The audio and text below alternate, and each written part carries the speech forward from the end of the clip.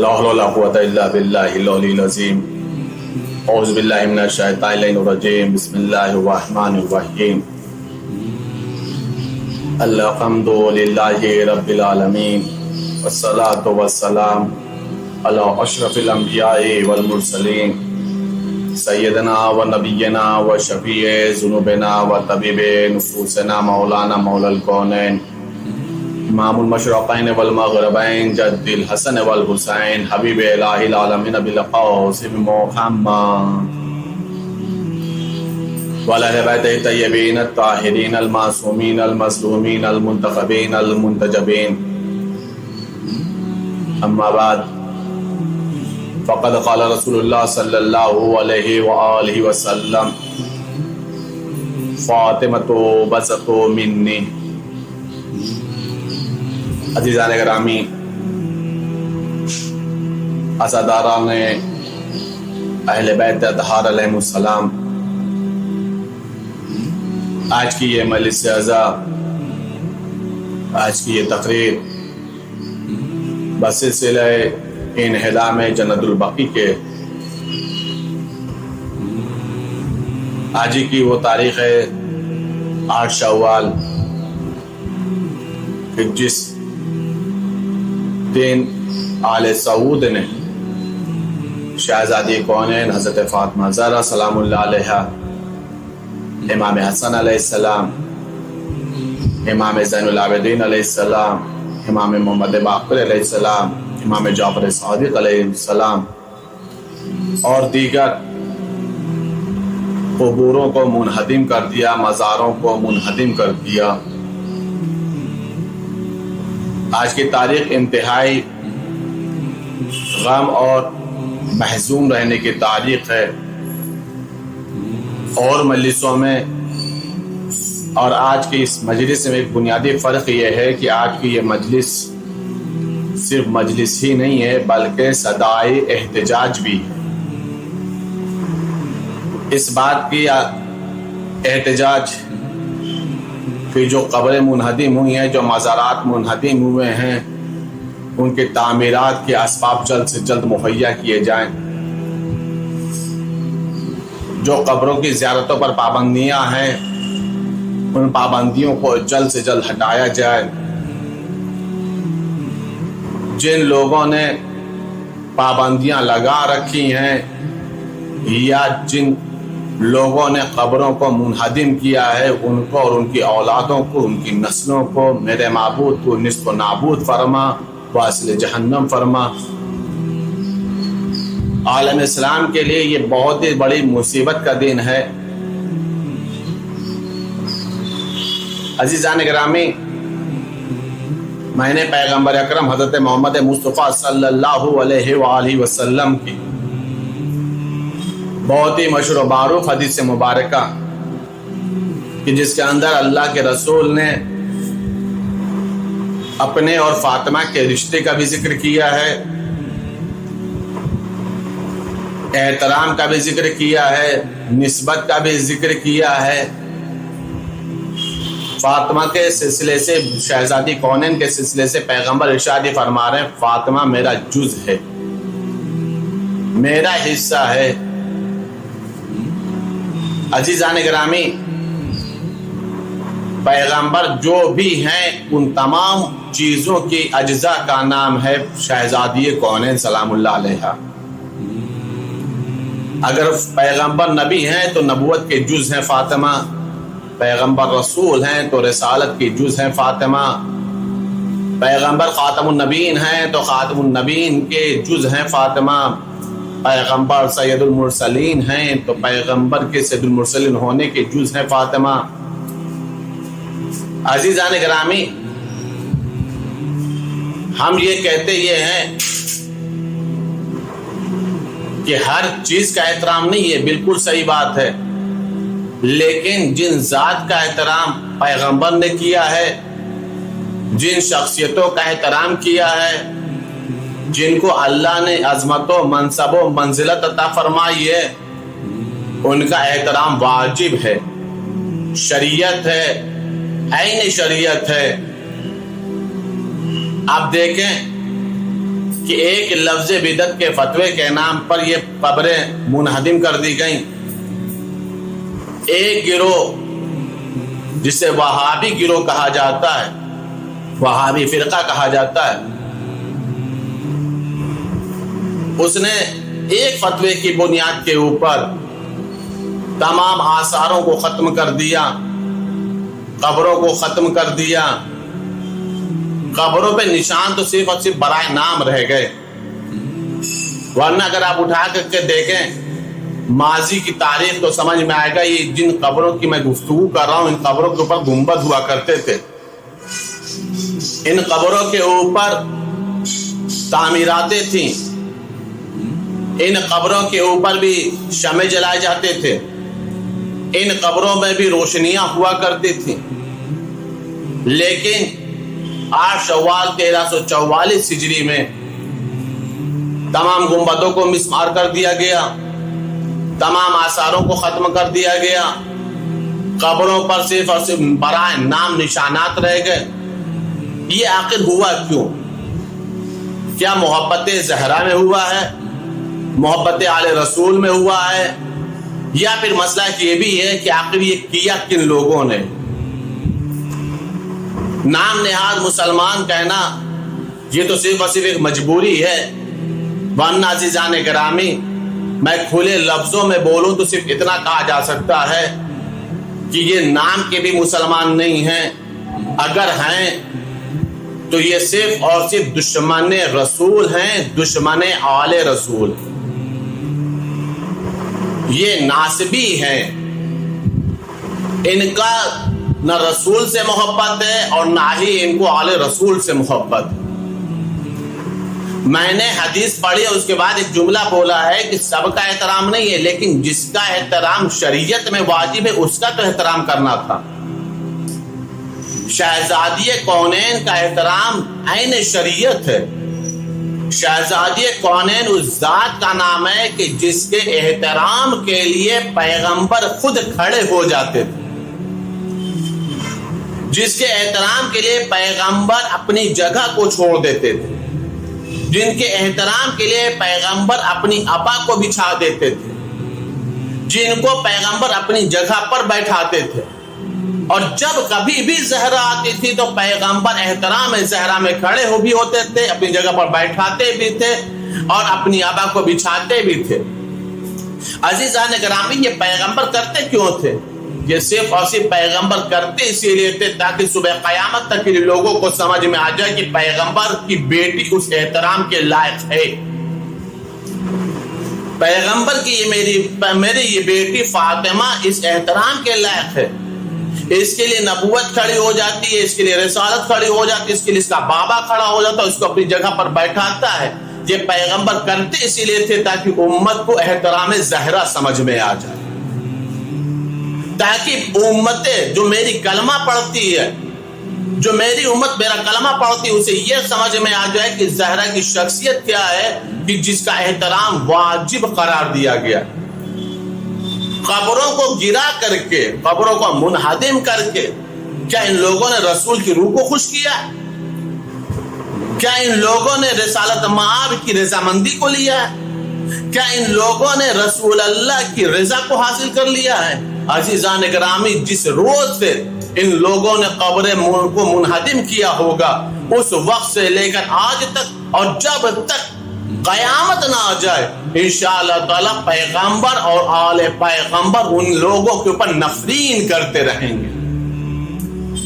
روح پیغمبر کو ان لوگوں نے بے چین کیا ہے، روح پیغمبر کو ان لوگوں نے دکھ پہنچایا ہے، قبروں کو منہدم کرے. عزیزان گرامی آج کی یہ مجلس اس بات کے لیے پوری کائنات کے اندر، صرف اور صرف ہم ہی نہیں بلکہ پوری کائنات کے اندر، کائنات کے گوشے گوشے میں، چاہے وہ خطبہ ہو، چاہے علماء ہو، چاہے ذاکرین ہو، چاہے مراجع اکرام ہو، چاہے گزشتہ مراجع اکرام ہو، ان سب لوگوں نے آج کی تاریخ کو یوم غم کے نام سے منانے کی تلقین کی. لوگوں کو ترغیب دلائیے، اس لیے کہ واقعاً یہ بہت بڑی مصیبت کا روز ہے. کہا یہ جاتا ہے کہ قبروں کے اوپر گنبد نہیں ہونا چاہیے، قبروں کی تعمیرات نہیں ہونی چاہیے، قبروں کے پاس کھڑے نہیں ہونا چاہیے۔ عزیزان گرامی، ہمارے لیے کسی مفتی کا عمل حجت نہیں ہے، ہمارے لیے علی، اولاد علی اور پیغمبر کا عمل حجت ہے۔ قبر کا احترام کیا ہے، قبر کی تعظیم کیا ہے، اور خاص طور سے شہزادی کونین اور آل رسول کی میں بات کروں تو آپ کو ایک بات سمجھاؤں۔ قبر کی تعظیم اور قبر کا احترام کیا ہے، اس چیز کے لیے اس بات کو آپ محسوس کریے گا کہ انشاءاللہ تعالی خوبصورت نتیجہ آپ کے حوالے ہوگا۔ جو امیر المومنین بعد پیغمبر اس قدر مظلوم تھے کہ گلے میں رسی کا پھندا پڑ گیا، امیر المومنین نے تلوار نہیں نکالی، امیر المومنین کا حق چھین لیا گیا، امیر المومنین نے تلوار نہیں نکالی۔ شہزادی کونین کے دروازے پر آگ لگا دی گئی، امیر المومنین نے تلوار نہیں نکالی۔ دروازہ جلا دیا گیا، تلوار نہیں نکالی۔ دیکھیے میں مصائب نہیں پڑھ رہا ہوں، میں صرف اور صرف یہ بتا رہا ہوں کہ قبروں کا احترام یا قبروں کی تعمیرات یا قبروں کی حفاظت کس قدر اہم مسئلہ ہے۔ حق چھینا گیا، تلوار نہیں نکالی، گلے میں رسی کا پھندا پڑ گیا، تلوار نہیں نکالی، دروازے میں آگ لگا دی گئی، تلوار نہیں نکالی، باغ زہرہ چھین لیا گیا، باغ فیدق پہ قبضہ ہو گیا، تلوار نہیں نکالی، جناب محسن کی شہادت ہو گئی، تلوار نہیں نکالی، بی بی زہرہ کو چند افراد کے ساتھ تجہیز و تکفین ہو گئی۔ یہ تمام کے تمام سارے مسائل رہے۔ امیر المومنین نے ہر جگہ پر دامن صبر سے اپنے آپ کو متمسک رکھا، کہیں پر بھی علی نے تلوار نہیں نکالی، اور یہ خود اپنے آپ میں ایک بہت بڑی بحث ہے کہ علی نے تلوار کیوں نہیں نکالی۔ یہ سارے کے سارے مظالم ہوتے رہے، علی صبر کرتے رہے۔ عزیزان گرامی، جس علی نے اتنے سارے مسائل کے بعد تلوار نہیں نکالی ہے، سب سے پہلے علی نے تلوار کب نکالی؟ بعد پیغمبر علی نے سب سے پہلے تلوار کب نکالی؟ جس علی نے اپنے حق کے لیے تلوار نہیں نکالی، زہرہ کے حق کے لیے تلوار نہیں نکالی، اتنے مظالم ہوتے رہے، علی صبر کرتے رہے، تلوار نہیں نکالی، وہی علی نے سب سے پہلے تلوار کب نکالی؟ امیر المومنین نے سب سے پہلے تلوار اس وقت نکالی ہے کہ جس وقت امیر المومنین کو یہ خبر دی گئی کہ یہ علی کچھ لوگ پہنچے ہیں اور ان کا ارادہ یہ ہے کہ وہ قبر زہرہ کو کھودیں اور جنازہ زہرہ کو نکال کر کے نماز پڑھیں۔ اس وقت روایت کے جملے ہیں کہ امیر المومنین نے پہلی مرتبہ بعد پیغمبر تلوار کو نکالا ہے، اور جانے کے بعد ایک قبر کو گھیر کر کے علی کھڑے ہو گئے، اور کھڑے ہونے کے بعد ایک جملہ فرمایا، جس کسی نے بھی قبر زہرہ کو ہاتھ لگایا اس کے سر و تن میں جدائی کر دی جائے۔ عزیزان گرامی، مفہوم سمجھ میں آیا؟ علی نے اپنے حق کے لیے تلوار نہیں نکالی ہے، لیکن جیسے ہی علی کو اس بات کا علم ہوا ہے کہ قبر زہرہ کی توہین ہونے والی ہے، اس وقت علی نے تلوار کو نکالی۔ قبر زہرہ کو بچانے کے لیے علی نے تلوار کو نکالا، قبر زہرہ کی توہین نہ ہونے پر اس کے لیے علی نے تلوار کو نکالا۔ اب سمجھ میں آیا عزیزان گرامی کہ ہم عاشق اول کو اس قدر غمگین کیوں ہوتے ہیں، پورا عالم تشیع اس قدر مغموم کیوں رہتا ہے، اس قدر غمگین کیوں رہتا ہے؟ اس کی وجہ یہ ہے کہ اس تاریخ میں لوگوں نے قبر زہرہ کی توہین کی۔ قبر زہرہ کی حفاظت کرنا، قبر زہرہ کی تعمیرات کرنا، قبر زہرہ کو قائم رکھنا، قبر زہرہ کے نشان کو قائم رکھنا، یہ امیر المومنین کی سیرت، یہ امیر المومنین کا عمل ہے۔ امیر المومنین نے تلوار نکال کے بتایا کہ علی اپنی زندگی میں قبر زہرہ کی توہین برداشت نہیں کرے، جن کے لیے زہرہ نے وصیت کر دی ہے کہ یہ لوگ جنازے میں نہ آئیں، علی کو یہ گوارا نہیں ہے کہ علی کے زندگی میں کوئی قبر زہرہ پر ہاتھ بھی رکھ، دشمن زہرہ۔ عزیزان گرامی، اسی لیے قبر زہرہ کی حفاظت کرنا، قبر زہرہ کی تعمیرات کے لیے آوازوں کو بلند کرنا، یہ سیرت امیر المومنین ہے، یہ عمل امیر المومنین۔ اہل بیت کی مظلومیت میں جب مظلومیت یہ بھی ہے اہل بیت کی مظلومیت میں ایک عجب مظلومیت یہ بھی ہے کہ ان کے حق کے ساتھ بھی ظلم ہوا ہے. غور کریے گا عزیزان گرامی، میں یہ پوری تاریخ آپ کے سامنے پیش کروں چند منٹ کے اندر، چند جملوں کے اندر. اہل بیت کی مظلومیت میں ایک مظلومیت یہ بھی ہے کہ ان کے حق کے ساتھ ظلم ہوا، حق چھینا گیا ہے. اہل بیت کی مظلومیت کے ساتھ یہ بھی مظلومیت ہے کہ انہیں گوشہ نشینی اختیار کرنے پر مجبور کیا گیا، یہ بھی ایک مظلومیت. اہل بیت کی مظلومیت کے ساتھ ایک مظلومیت یہ بھی ہے کہ انہیں وہ حق کے احترام نہیں دیا گیا جس حق کے احترام کے وہ حقدار ہیں. اہل بیت کی مظلومیت کے ساتھ ایک مظلومیت یہ بھی ہے کہ جس عزت و احترام کے وہ حامل تھے وہ عزت و احترام امت محمدی نے انہیں عطا نہیں کی. اہل بیت کی مظلومیت کے ساتھ ایک مظلومیت یہ بھی ہے کہ ان کی زندگی میں ان کے اوپر سب و ستم کیے گئے. اہل بیت کی مظلومیت کے ساتھ ایک مظلومیت یہ بھی ہے کہ اہل بیت کے جسموں کو اذیت دی گئی ہے. اہل بیت کی مظلومیت کے ساتھ ایک مظلومیت یہ بھی ہے کہ انہیں قتل بھی کیا گیا ہے، شہید بھی کیا گیا ہے. اہل بیت کی مظلومیت کے ساتھ ایک مظلومیت یہ بھی ہے کہ اہل بیت کے جنازوں کا بھی احترام نہیں کیا گیا. یہ ساری مظلومیتوں کے ساتھ ساتھ ایک الگ قسم کی مظلومیت یہ ہے کہ اہل بیت میں چاہے وہ امیر المومنین کی ذات ہو یا جناب زہرا کی ذات ہو، ان کی قبروں کو بھی پوشیدہ رکھا گیا. ان کی قبروں کو بھی پوشیدہ، یہ بہت بڑی مظلومیت ہے عزیزان کرام. ان کی قبروں کو بھی پوشیدہ رکھا گیا. وصیت کی گئی تھی کہ میری قبروں کو پتہ نہ چلنے پائے، معلوم نہ ہونے پائے. حالانکہ امیر المومنین کی قبر کا معلوم تو ہو گیا ہارون رشید کے دور میں.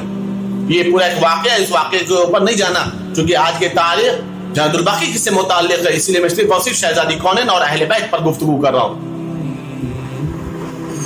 امیر المومنین کی قبر کا پھر بھی پتہ تو چل گیا ہارون رشید کے دور میں، لیکن آج تک شہزادی کونین کی یہ مظلومیت ہے کہ آج تک لوگوں کو یہ نہیں معلوم کہ شہزادی کونین کی حقیقی قبر کہاں ہے. حقیقی قبر کہاں ہے؟ آیا ریاض الجنہ میں دفن ہے، اپنے حجرے میں دفن ہے، اور قوی احتمال یہ ہے کہ شہزادی کونین کو جنت البقیع میں دفن. کیا یہ مظلومیت نہیں ہے کہ جو رسول کی ایک بیٹی ہے، ایک لوتی بیٹی رسول کی، اور رسول کے کلمہ پڑھنے والوں کو ہی اس بات کا علم نہ ہو کہ ان کی بیٹی کہاں دفن کی گئی؟ یہ بہت بڑی مصیبت ہے عزیزان. اب ایک مسئلہ اور عرض کر دوں، قبروں کو جن لوگوں نے منہدم کیا ہے، مزاروں کو جو منہدم کیا ہے، ان کا نظریہ کیا ہے، ان کا تعلق کس نسل سے؟ اور ہم جو قبروں کے اوپر اس قدر گریہ وزاری کر رہے ہیں، اس قدر اشک بہا رہے ہیں، اس قدر قلب ہمارا غمگین ہے، ہمارا سلسلہ کن لوگوں سے؟ اس چیز کو بھی سمجھنے کے لیے میں کسی اور کے عمل کو نمونہ عمل نہیں مانتا، شہزادی کونین کے ہی عمل کو نمونہ عمل مانتا. شہزادی کونین کی نگاہ میں قبروں کا احترام کیا ہے، قبروں کی عظمت کیا، قبروں کی منزلت کیا ہے؟ عزیزان گرامی،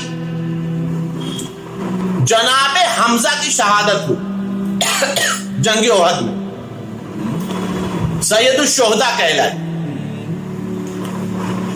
روایت کے جملے ہیں کہ جناب حمزہ کے جنازے کے ساتھ ہندا ملونہ نے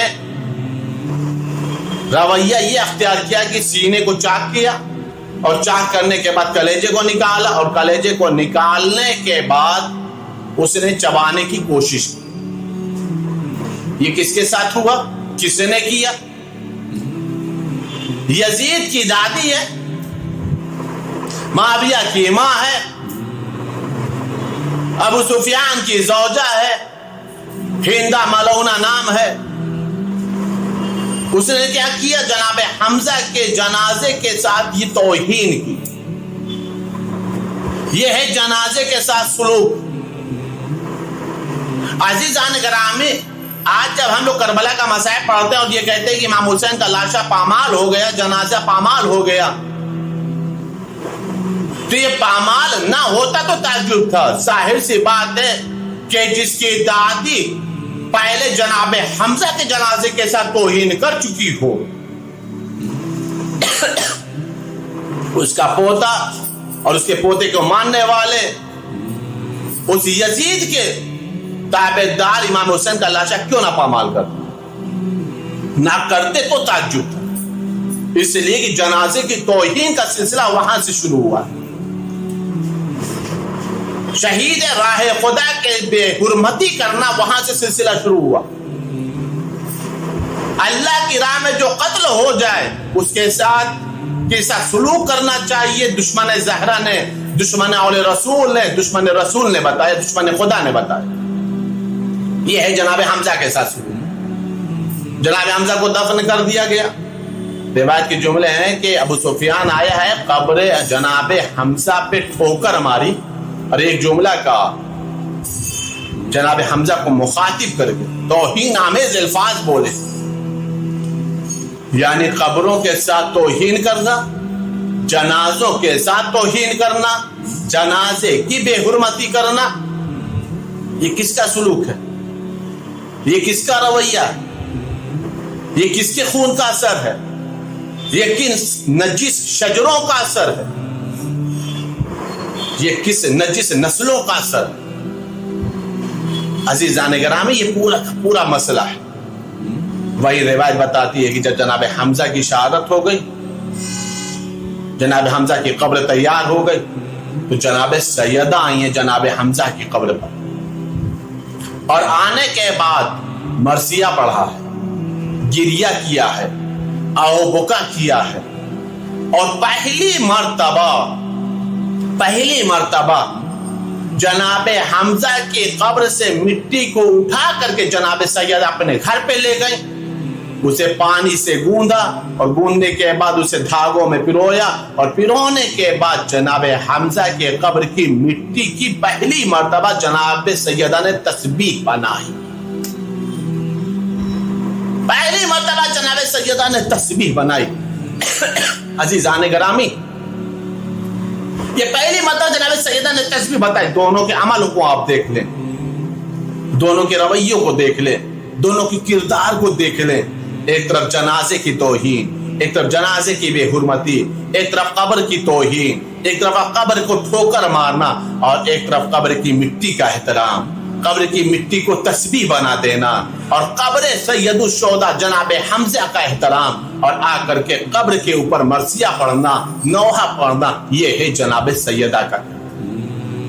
عزیزان گرامی، آج کی تاریخ میں بھی، اس 1400 سال بعد بھی، یہ دونوں کردار آج بھی نظر آتا ہے۔ یہ دونوں کردار آج بھی نظر آتا ہے۔ ایک طرف قبروں سے ہٹایا جاتا ہے، قبروں سے بھگایا جاتا ہے، قبروں پر کھڑے نہیں ہونے دیا جاتا ہے، اور ایک طرف ہم لوگ ہیں جو قبروں پر کی تعمیرات کے لیے آنسو بہا رہے ہیں، جو قبروں کے منہدم ہونے پر آنسو بہا رہے ہیں، جن کی نگاہوں میں قبروں کا احترام ہے، جن کی نگاہوں میں مزاروں کا احترام ہے، جو آج بھی اس بات کی اللہ کی بارگاہ میں دعا کر رہے ہیں کہ میرے معبود قبر زہرا اور اولاد زہرا ائمہ بقی کے تعمیرات بنو جائے۔ یہ آج بھی تاریخوں میں دونوں کردار نظر آ رہے ہیں، اور انشاءاللہ صبح قیامت تک ایسے کردار نظر آتے رہیں گے، اور یہ کرداروں کا نظر آنا ضروری ہے تاکہ لوگوں کو پتہ چل جائے کہ کس کا تعلق زہرا سے ہے اور کس کا تعلق دشمن زہرا سے، کس کا تعلق آل رسول سے ہے اور کس کا تعلق آل ابو سفیان سے ہے، کس کا تعلق امیر المومنین سے ہے، کس کا تعلق معاویہ سے ہے، کس کا تعلق حسین ابن علی سے ہے، اور کس کا تعلق یزید سے۔ یہ ہمارا عمل اور ان کا رد عمل، ہمارا احترام قبور ائمہ اور ان کے بدعتوں کے فتوے اس بات کو کائنات میں روشن کرتے ہیں کہ لوگوں کو معلوم ہو جائے کس کا تعلق کس خاندان سے، کون شجر طیبہ سے محبت کرنے والا ہے اور کون شجر خبیثہ اور شجر ملعونہ سے محبت کرنے والا۔ عزیزان گرامی، آج کی یہ تاریخ ہے جو 8 شوال قبر زہرا کے، قبر ائمہ بقی کے، قبور ائمہ بقی کے انہدام کی تاریخ، بہت مصیبت کی تاریخ۔ مجھے ایک جملہ یاد آ گیا، کسی کا کہ اگر کسی کو کائنات میں زمین کے اوپر اجڑی ہوئی جنت دیکھنا ہو تو وہ جنت البقیع کو دیکھے۔ یہ اجڑی ہوئی جنت ہمیشہ سے اجڑی ہوئی نہیں تھی، کبھی آباد بھی تھی۔ 8 شوال 1344 ہجری سے پہلے یہ جنت آباد بھی تھی۔ آل سعود نے ان قبروں کو منہدم کر دیا۔ بہت بڑی مصیبت کی تاریخ ہے، بہت بڑی مصیبت کا روز ہے، اور یہ زہرا پہ عجب مصیبت ہے۔ اگر در دیکھا جائے گھر کا تو دروازہ شکستہ، جسم دیکھا جائے تو پہلو شکستہ، قبر دیکھا جائے تو قبر شکستہ۔ اس لفظ شکستہ سے نہ جانے زہرا کو کیا نسبت ہے۔ جس کا بعد رسول پہلو شکستہ ہو گیا، جس کے در کو آگ لگا دی گئی، اور بعد میں آل سعود نے قبر کو بھی شکستہ کر دیا۔ جو زہرا اپنے بابا کے زمانے میں اس منظر کو ملاحظہ کیے ہو کہ بابا احترام میں کھڑا ہوتا تھا، اسی زہرا نے اس منظر کو بھی دیکھا کہ جب دربار میں گئی تو کوئی احترام میں کھڑا ہونا تو دور کی بات، کسی نے بیٹھنے کو بھی نہیں۔ جس زہرا نے یہ دیکھا تھا کہ ہمارے دروازے پر پیغمبر روزانہ آیت تطہیر کی تلاوت کرتے ہیں اور السلام علیکم یا اہل بیت النبوہ کہتے ہیں، اسی زہرا نے یہ دیکھا کہ اس کے دروازے میں آگ لگا دی۔ زہرا دن و رات اپنے بابا کو گریا کرتی تھی،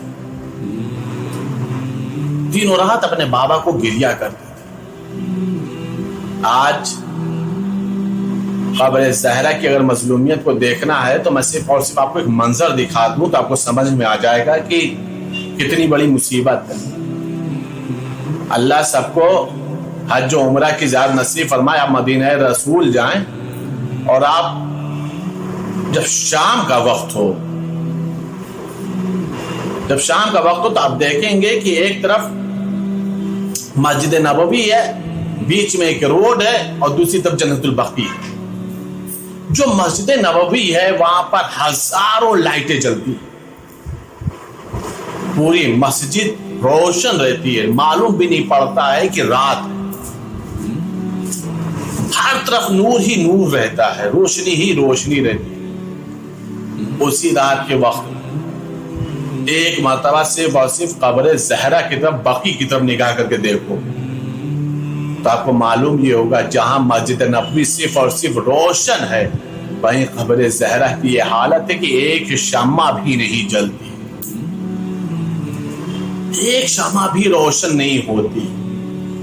پوری جنت البقیع میں تاریکی تاریکی، اندھیرا ہی اندھیرا ہے۔ کیا یہ زہرا کی مظلومیت کے لیے کم ہے؟ کیا یہ زہرا کے اوپر رونے کے لیے جملہ کم ہے کہ جس کے بابا کی مسجد اس قدر روشن ہو، اس کے قبر پر کوئی ایک شمع بھی نہ جل، کوئی ایک روشنی بھی روشن نہ کرے، اس کی قبر کے اوپر کوئی چراغا نہ کرے؟ عزادارو، یہ زہرا کی بہت بڑی مظلومیت ہے۔ زہرا دن میں بھی اپنے بابا کو روتی تھی، زہرا رات میں بھی اپنے بابا کو روتی تھی۔ ایک روز کچھ لوگ آئے اور آنے کے بعد کہا، یا علی، زہرا سے کہیے یا دن میں رو یا رات میں رو۔ کہا کیوں؟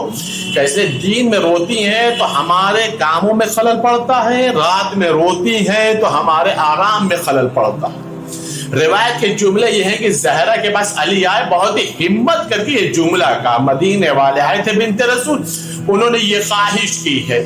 ایک وقت زہرا زارو قطع رونے لگی، روتے روتے ایک جملہ کہا، ابو الحسن مدینے والوں سے کہہ دو کہ اب انہیں زیادہ دن زہرا کی زحمت نہیں گوارا کرنا پڑے گا، اب القریب زہرا اپنے بابا سے ملحق ہو جائے گی۔ علی نے کہا نہیں نہیں بطول، آپ دن میں بھی روئیے رات میں بھی روئیے۔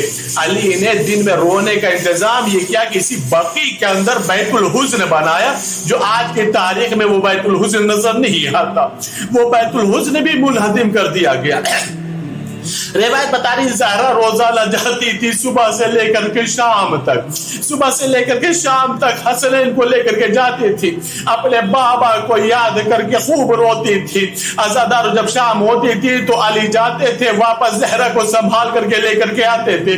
روایت بتا رہی ایک روز جب علی گئے ہیں تو آج زہرا ہے کہ جن کے آنسو تھمتے نہیں، اشک ہیں کہ رکتے نہیں۔ ایک مرتبہ علی نے کہا بنت رسول ہمیشہ تو میں آتا تھا تو اب فوراً آمادہ ہو جاتی تھی، اے زہرا ارے آج آخر اب گھر جانے کے لیے آمادہ کیوں نہیں؟ ایک مرتبہ زہرا نے ایک جملہ کہا، یا علی جس درخت کے سائے میں آپ نے بیت الحزن بنایا تھا، آج ظالموں نے اس درخت کو بھی کاٹ دیا، آج آپ کی زہرا پورے دن دھوپ میں بیٹھ کر کے روتی رہی۔ میں کہوں گا اے زہرا ارے یہ علی کا زمانہ تھا جو آپ نے ایک روز دھوپ میں گزارا، ہائے رے زہرا کی مظلومیت کہ جب بابا کو ایک رات دھوپ میں روئی تو علی سے شکوہ کر دیا۔ مجھے نہیں معلوم کہ آج زہرا کی روح کتنی تڑپتی ہوگی، آج زہرا کی روح کو کتنی بے چینی ہوتی ہوگی کہ جب زہرا کی قبر پر نہ ہی گنبد ہے، نہ ہی زہرا کی قبر پر کوئی سایہ ہے،